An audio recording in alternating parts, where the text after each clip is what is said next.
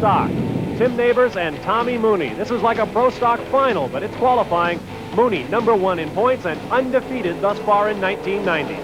Tommy Mooney turned in a brilliant 7:43 at 186 miles per hour, but that was only good enough for number 4 qualifier. Meanwhile, Tim Neighbors qualified number 2 at 7:48. And that's right, he was number 2 because the number 1 man, the quickest and fastest Pro Stock car in all of drag racing. This is Harold Denton in the Party Time car. Well, he had the Jimmy Root car really humming. The car based out of Middlesex, North Carolina, turned in a 7:39. That was a new track record at 187 miles per hour. Harold, once again, the guy to stop in Pro Stock as we go out of qualifying and into elimination. In funny car, Doc Holliday up against Larry Gould, and watch the flame from the headers as raw fuel is burned in the night air. This is why it's called the Night of Fire. You can see that nitromethane being burned, and the fans love it. It's a great show indeed. Watch the doctor now as he picks up number 1 qualifier at 5:73. However, that wouldn't stand for the rest of the evening, Bob.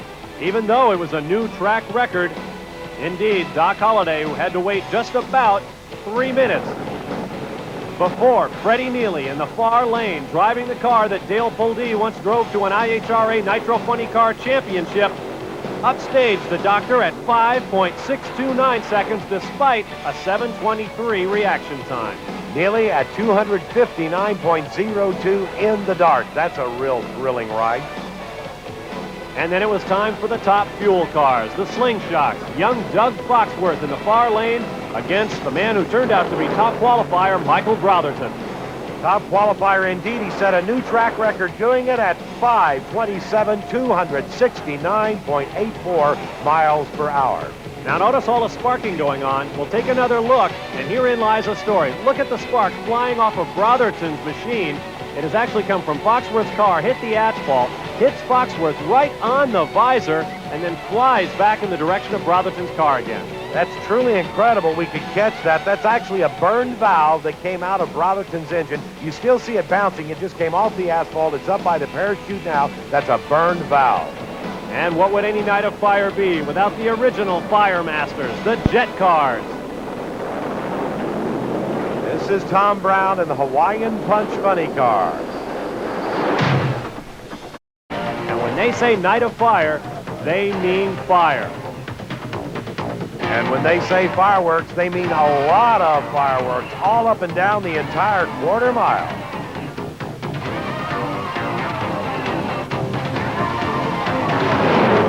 We're ready for quarterfinal action in Pro Stock, pitting number 3 qualifier Doug Kirk against number 11 Terry Walters. Terry Walters, the number 11 qualifier, upset Carlton Phillips in the first round. Walters turned in a 760 to Phillips 756. Walters obviously won it off the starting line. So Kirk's going to have to be real careful because Walters is upset-minded. Kirk in the left lane, Walters in the right lane. Both cars away cleanly. It's like a bit of an advantage for Walters in the right lane. And he has the advantage to the finish. Walters comes up with a 7:59, 181 miles per hour to take the win.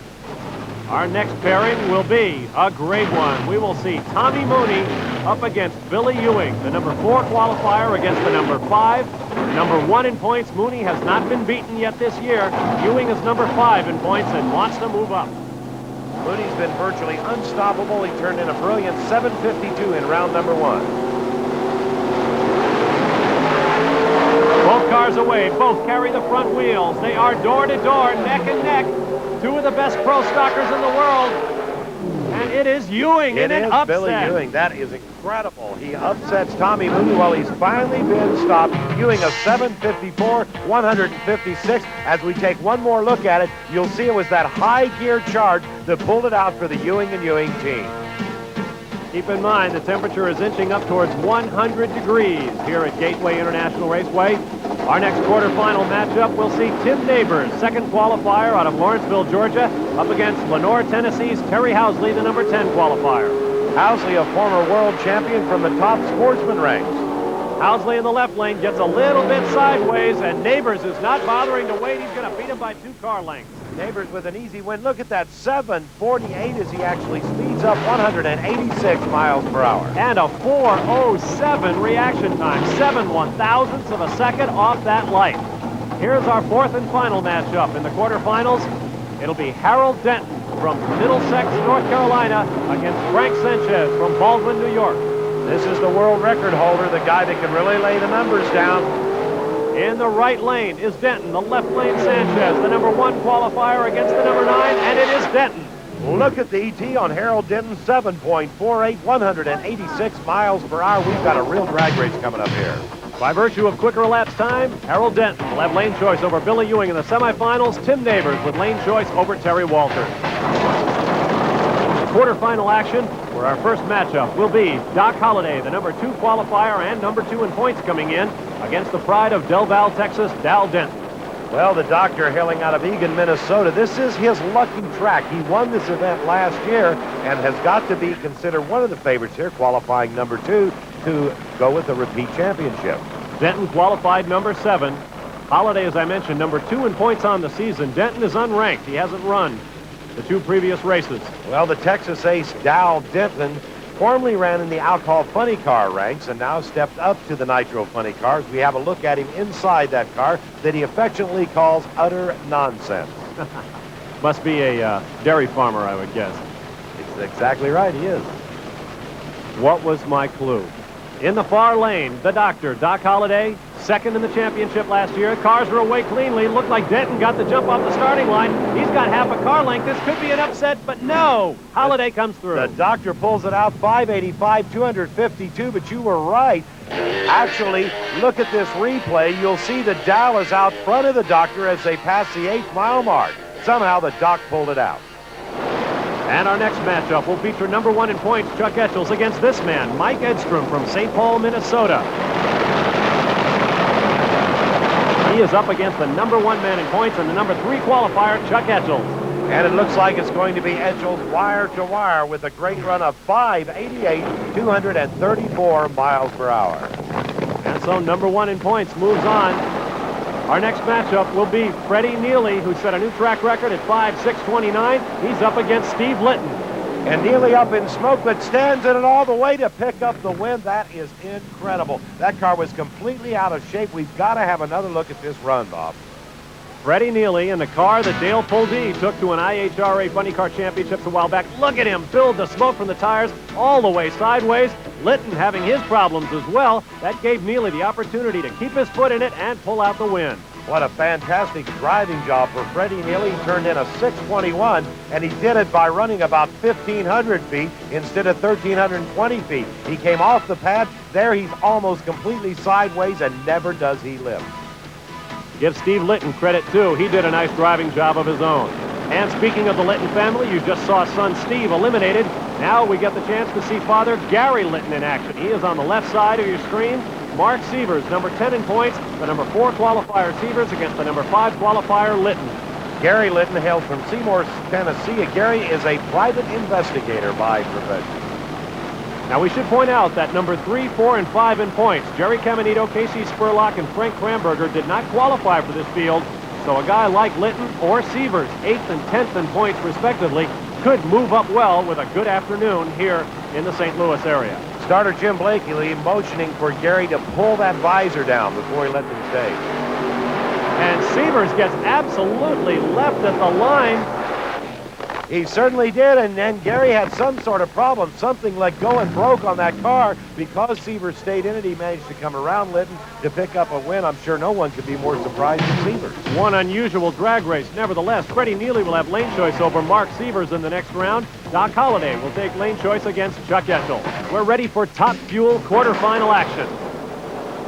Our first pair will be Jack Ostrander out of Pontiac, Michigan, the number 5 qualifier, presently number 2 in points, to Richard Holcomb. His opponent will be Paul Smith from Boynton Beach, Florida, number 6 in points, 4th qualifier this weekend.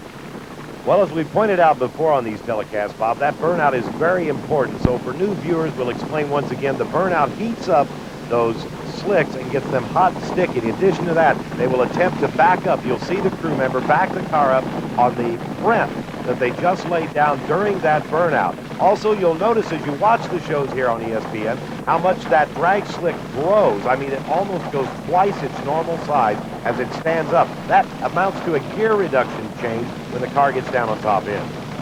Those slicks are only inflated to about 4 pounds of air pressure. See in the tire sidewall, you can actually see the wrinkles as the tire flexes. That's an important part of getting some 4,000 horsepower to the ground without totally exploding your transmission. We're looking into the face of Paul Smith. He's the teammate of Chuck Etchells, by the way, as he begins to stage that 4,000 horsepower monster. Both cars away, and Smith hazes the tires off the launch pad. He's done. Problem at the other end for Ostrander as well, but he manages to pull through. One of those odd races, Ostrander wins with a 592, and he only had it on to about the 800-foot mark. Probably thought he was going to lose. He may not have been aware of the fact that Smith goes up in smoke right off the starting line. Now watch for Ostrander as he'll lift at about the 1,000-foot mark. I think he actually broke something. The tires suddenly smoke, which usually is an indication of getting into high gear or something breaking and perhaps causing them to skip on the racetrack. Smith up in smoke before he ever left the pad. Tremendous tire smoke as he boils the hides. Ostrander, you'll know when he quits accelerating. Watch the tire growth start going back the other way. Now our second matchup will be Michael Brotherton, the top qualifier, and he will have a solo run because his opponent, Randy Meyer, had his throttle stick after the burnout, and he was not able to back up to take the run. Very important that Brotherton stand on it all the way through. He turns a 534, 265 miles per hour. Our next matchup will feature number 1 in points, Richard Holcomb in the far lane against number 5 in points, Wayne Bailey in the near. Holcomb out on front, and Bailey goes up in smoke instantly. It's going to be all over at that point. Holcomb wins with a 534, 259 miles per hour. Interesting to note that CART, which has produced so many great road racers over the years, has finally produced a top fuel pilot. Foxworth in his run went up against John Carey. Big problem there. Number 3 qualifier against number 6. And this turned out to be the closest race in the first round as Carey pulled it out with a 542 winning ET to Doug Foxworth losing 5.46. And as we move into semifinal action, Michael Brotherton will have lane choice over Jack Ostrander, Richard Holcomb over John Carey. We get ready for semifinal action in Pro Stock. And our first matchup, we'll see Harold Denton in the Party Time Pontiac going up against Billy Ewing in the Mountain Motor Machine from Snellville, Georgia. Billy Ewing, who upset Tommy Mooney in the most previous round, so Ewing would like to bump off Harold Denton, the world record holder. Ewing is number 5 in points, and he can move up because number 3 in points, Ricky Smith, is not here, nor Steve Schmidt, number 7, John Noble, number 9, or Terry Adams, number 10. They did not qualify for this field, so there's a lot of opportunity here if you can just keep moving up the ladder. Billy Ewing just bought this new Oldsmobile, incidentally, from Don Beverly. Normally, Billy ran Chevrolet. On the right, the Party Time Pontiac. On the left, the Ewing brothers in their Oldsmobile. Good start for Denton, and that means trouble because this is the quickest and fastest Pro Stock in the world. Denton takes it. Harold Denton turns in a 751 at 186 miles per hour. He slowed down. He was in the 40s. More importantly, his reaction time slowed to a 558. Now we move on to our next matchup in this 100-degree weather. It will be Terry Walters from Roanoke, Virginia, number 16 in points coming in. He'll be going up against Tim Neighbors, number 8 in points. Walters has been doing very well, upsetting Carlton Phillips and then Doug Kirk. I'll bet he'd love to get Tim Neighbors and add that to his trophy case. Walters in the left lane. It's been the slower one all weekend, but Walters looked to have gotten the jump there on Neighbors, but quickly Neighbors drives around him and holds it to the finish. Neighbors wins this strictly on ET, a 752 to Walters' 765, and Walters was first off the line. We'll take another look at it as Tim Neighbors drove right around Terry Walters, upset-minded all weekend, but it's not going to work this time. The Mountain Motor comes through again. Here's Brett. Well, Tim, we saw Harold Denton just run a 751, and your 752 just fell short for lane choice. Is that going to be a problem? Well, both lanes are fairly equal. There might be a problem, but I don't believe there will be unless something happens to the lane between now and the final run. Finished number 2 in the world last year. I know you don't like to concentrate on points races, but you got to be thinking about winning this thing. Oh, I'd love to win it. I mean, we've had it been in the slump all year long, This is the first race we've ever been past the first round this year, and it just feels good. If I could win it, it'd just be that much better. Good luck to you, guy. Thank you. Well, Tim Neighbors may not think there's a difference, but I'll bet Harold Denton puts him in the right lane when we get to the Pro Stock Final. And now we move on to semifinal action in Nitro Funny Cars. The doctor is in. Doc Holliday, who knocked off Dal Denton in the first round. His opponent will be Chuck Etchells, the number 3 qualifier against the number 2 qualifier. Mike Edstrom beaten by Etchells in the quarterfinals. Well, Chuck Etchells has been plenty hot. He actually started last year when he won the Fall Nationals Championship. Then he started out this year by winning the Winter Nationals. He's currently number 1 in the points. He is one hot driver right now. And we talked earlier about how the drivers like to back up over those 2 strips of rubber laid down during the burnout. You saw Doc Holliday's burnout got considerably sideways, and so his burnout's not going to help him very much as he gropes for traction under these incredible conditions. 100 degrees, 50% humidity, oil coming up through the racetrack. Glad I'm not an engine tuner this weekend, Ted. These two guys are matched very evenly. Doc went a 585 in the first round. Etchells went a 588. So either one of these drivers could win it. It's going to be back to who can set the clutch the best considering these intense heat conditions. Etchells in the near lane in the beautiful Future Force funny car. As you see by the script on the side, Paul Smith in Top Fuel is Etchells' teammate. Etchells on the left, Holliday on the right. Holliday with the get-go. Etchells quickly to the center lane. He may have crossed it. He hazes the tires. At any rate, the doctor is in the final. The doctor comes through with a brilliant 584, 250 miles per hour. Let's take another look at this now. And look at Chuck Etchells in the left lane. He really had a handful that time. Those tires broke loose and allowed the car to get bent completely out of shape. He got right over against that center line. He did manage to straighten it out, but by then it was all lost. Great driving job by Chuck Etchells. We'll take another look. Watch him get just a little bit sideways off the starting line. It carries him right out to the center lane, and he does a great driving job to get it straightened out. Actually, what happens, he gets out of his own tire tracks off of that groove, and that's why he broke loose, Bob. I'll tell you what, that was a drag race, and I know that's one man you wanted to get around. Certainly the winningest driver in a long time. 584 to 585. It was 14 thousandths of a second in the lights. Oh, it was close. I saw him right as we were going into the ET light or the last mile-an-hour light. Somewhere I saw him, and I thought, did I make it or not? It was really close. They're great competitors. We knew it was going to be a tough race. We're going to have to work for it. Let's take a look at the starting procedure. You see they're squirting alcohol in there to prime the engine and get it going. Now you can actually hear when the nitromethane kicks in, you'll hear that real hearty crackling sound, and you'll know that the car is then running on nitromethane. It grabs you right in the middle of your chest and just squeezes. It is an amazing sensation being anywhere near the start of a nitro-powered funny car or a Top Fuel dragster. And you saw there as they laid down the bodywork over both Mark Sievers and Freddie Neely. That's why these cars are called floppers, because the bodywork just hinged at the back, flopped right down over car and engine. Wow. Well, let's take care of business in Nitro Funny Car right now. It'll be Freddie Neely in this car up against Mark Sievers. Sievers staging very carefully. He advanced here by beating Gary Litton. Freddie Neely defeated Steve Litton, the family. Neely in the right lane, Sievers in the left lane. Both cars away quickly, both haze the tires, but Sievers holds it together and gets there. Well, this time he wasn't able to drive out of it. Neely, who went up and smoked before and drove out of it to win the race, couldn't pull it off this time. We'll look at it one more time. In the right lane, you see Freddie Neely. Too much of that horsepower got to the racetrack. Off the launch pads, both cars haze the tires. Well, for a guy who hasn't been doing this too long, it must be nice to be in a final round. And when you beat the track record holder and #1 qualifier to do it, that's got to be nice, too. Yeah, I ran a little better. We picked it up a little bit. Still smoked the tires in the center. In a big way. Neely smoked him more, though. 596. Yeah. No, when the first pass, we took all the power away and took all the clutch away. Tried running it some way we never ran it before. Well, let's put some power back in to see what happens. I'd rather smoke the tires than go on a blaze of glory. Well, by virtue of a 589 to a 595, Doc Holliday will have lane choice over Mark Sievers in the Nitro Funny Car final. We move on now to semifinal action in Top Fuel. Our first matchup, Richard Holcomb, the points leader and #2 qualifier from Stockbridge, Georgia, up against John Carey, the #3 man in points and the #3 qualifier.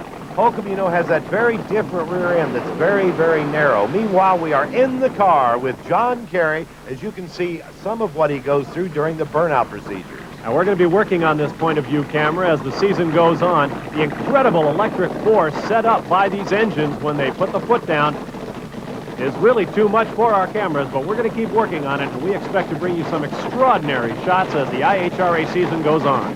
You can see backing up right there, John Kerry. There's not a lot to do when he's backing the car up. We may see his crewman come around in front of him just a minute to get a bird's eye view because he's actually blind. He doesn't understand what's happening. He just backs up until he sees that crew chief.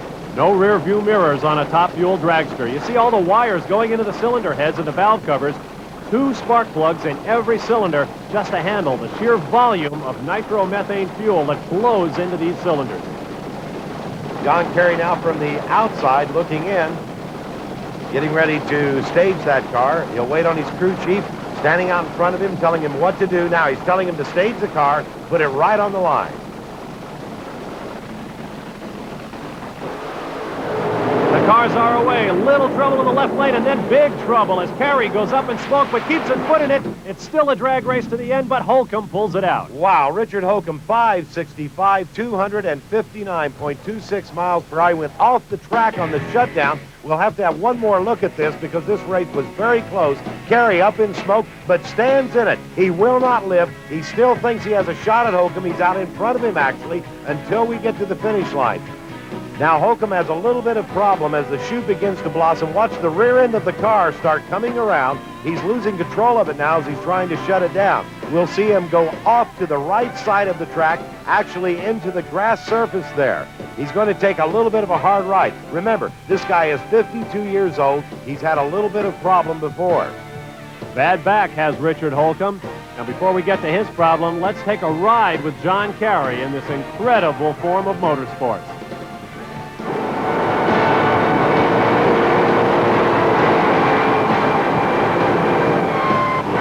That's an actual speed. That's just exactly how long it takes him to do that, Bob. And that is amazing. I'm looking forward to that the rest of the year. Meanwhile, let's find out more about Richard Holcomb's situation with Brett. The side here? Yeah. Okay. All right, go ahead. Let's get out. Get Ron, John. That's one, John. Man, come on, you hang on to me. I'm fine. Oh, man, if you need a substitute, I'm available. I'll be all right. Did you hear that, Richard? John Kerry just said if you need a substitute driver in the next round, he'll be there, but you won. He'd be a good one. 11 thousandths of a second in the lights. This number 1 substitute. I don't know. You know, I know it was close, and I was coming back up on him, but I didn't know whether I'd outrun him or not. Meanwhile, back at the other end of the racetrack, Jack Ostrander has a problem. They can't get the car in reverse, and the crew's going to try to push him back in time. Well, the problem is Mike Brotherton's been sitting there waiting to stage the car all this time. He now stages the car. These cars build up tremendous heat very rapidly, so the starter just can't wait. He gives the tree to Mike Brotherton. A tough way to lose for Jack Ostrander with a broke reverser. And Brotherton keeps his foot in it. He goes 539, 262 miles per hour despite an 881 reaction time. There you see Jack Ostrander. It is too late for Ostrander. Brotherton will have lane choice over Richard Holcomb at age 57, the oldest winner of a top fuel race in IHRA history. And this is the party time Pontiac of Harold Denton, the quickest and fastest pro stock in the world. This should be a great final. You're looking now at Tim Neighbors, who finished number 2 in the points in 1989, and it looks like he's back on the winning trail, having bumped off some very impressive competitors to get here. It is Neighbors in the near lane, Denton in the far lane, 2 mountain-motored cars. Those are engines of more than 500 cubic inches. They're away, and it's a clean start. Looks like Neighbors in the left lane bounces it, but has the advantage at half track. I think Denton got him. No, it's Neighbors. Tim Neighbors wins it with a 5:15. He beat him off the line 7.49 seconds, but listen to this. Denton went a 7.48 with an 8 at 186. Let's take a look at it, really how close this race was. Forget this heat. You want to talk about coming through under pressure? 7:49 for you, 186. 7:48 for Harold Denton, 186. The true win margin at the finish line, 3 thousandths of a second. I knew he was right there. I mean, that was one good run. This one's for Pop. This is Father's Day. Happy Father's Day. And I'm sure he's going to be a happy father indeed. We move on to Nitro Funny Car final. Mark Sievers in the bright yellow machine up against Doc Holliday in the blue Dodge Daytona. Keep in mind, this is the doctor's track. He's been running faster here today than Sievers has. He also won this event last year, so Doc has to be the favorite in this final matchup. Cars come to the line. Both cars staging very carefully now as everything is on the line for this run. The doctor will stage first. Two cars move as one. That's a little unusual. Usually competitors like to watch each other into the box. But they are both there now, or they will be when the lights come on in the lower half of the tree. They are away. Good start for the doctor. Let's watch for hazing tires in the left lane. We've seen it all day, and it gets Sievers now. Holliday wins. Sievers had to shut it down. Doc Holliday, 5.79, 254 miles per hour as he went quicker. He kept going quicker all day long as he found the right setup for this hot track. Let's look one more time at what happened with Mark Sievers. Sievers got offline right at the start. We've seen it so many times today. He hazed the tires when he got sideways, had to lift, and there you'll see it right here. As Sievers gets sideways, it's Doctor's race. Finally, in 1990, I get to beat Ted Jones to the phrase, the doctor is in. Oh, thanks, Brett. It's great. I want to thank Mopar, Arbery's my bar, and McCrady's my bar, and all the guys on my crew. Jerry, Pete, Eddie, Gordy, and Craig. They did a great job. We've had a good weekend. Well, you may have beaten Ted to it, Brett, but you didn't beat me. We move on to Top Fuel, matching up Richard Holcomb and Michael Brotherton. This should also be an absolutely great run. Brotherton, who has not won a national event victory on the IHRA trail. Richard Holcomb, who won the Winter Nationals and is the current point leader. Now, Tim Neighbors took the right lane and won. I said that he would probably be put there by Harold Denton. Now, in the left lane, we've seen nothing but winners in Top Fuel. Each round has seen a winner in the left lane. Nobody has yet won from the driver's right in the Top Fuel classification. Keep in mind, Brotherton is better dialed into this track. In the most previous round, he ran a 5:39. The round before that, a 5:34. Holcomb could only muster up a 5:65, and in the previous round before that, he ran a 5:34. Brotherton has reset track records for ET and miles an hour today. The two cars are away.